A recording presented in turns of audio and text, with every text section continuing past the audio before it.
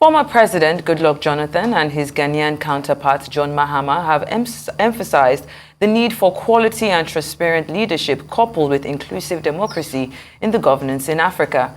They made the call in Abeokuta, the Ogun State capital, during the 87th birthday ceremony of former President Olusegun Obasanjo, held at the Olusegun Obasanjo Presidential Library.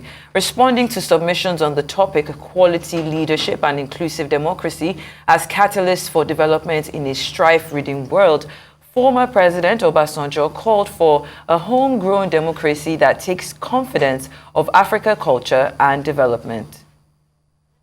So it requires a leader that can combine these attributes, a quality leader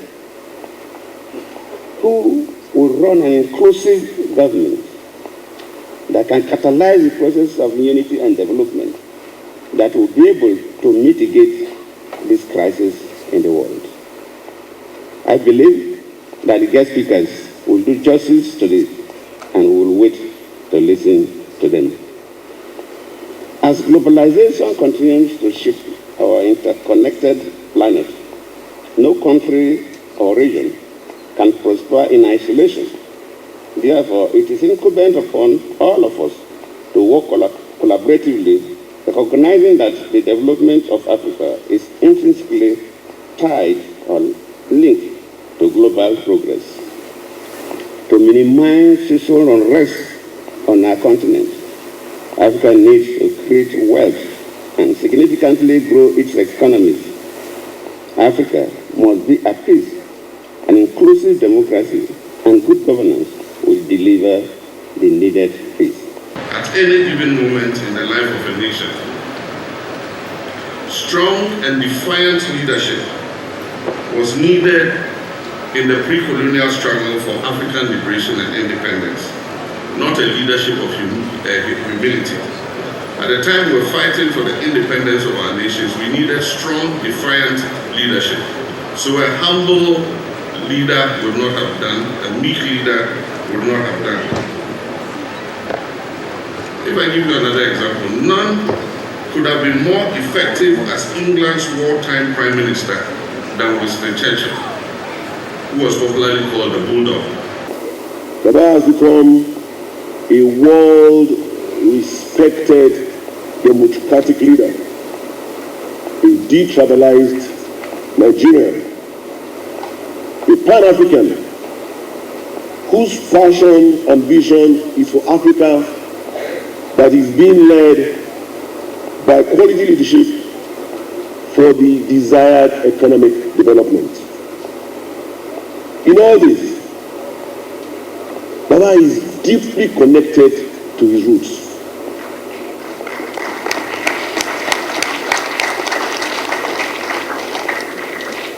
Baba's passion for his culture and tradition is unparalleled.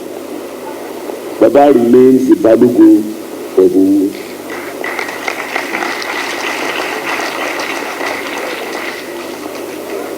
We all know that Baba is God-loving, God-fearing, and God-serving. They have something they call loyal opposition. I have researched into most African languages. For opposition, the meaning in almost all African languages is enemy. How do you have loyal enemy? So what they have given to us doesn't make sense. In African content, African way, we have consensus. We sit under the bed, we sit under the tree, and we iron out. And we then decide, okay, this is the way it will go. There's no opposition.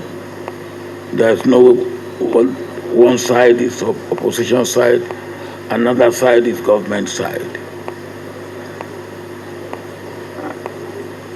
We don't have that. But they could have loyal opposition because they came out of monarchy, and you can be loyal to the monarchy. Anyway, we are looking at that. We are rethinking liberal democracy. Because if it is relevant to their culture and their history, what they have given us is not relevant to our culture and to our history. Now, I believe that when we are able to have democracy that is African in content, sufficiently African in content, in culture, and in history, and in practice. The sort of thing that happened in Plateau State recently will not happen. Because the idea of, well, we will win by hook or by crook, and you go to court. There will be no question of going to court because you won't have to win by hook or by crook. You will have to settle it the way we settle things in Africa.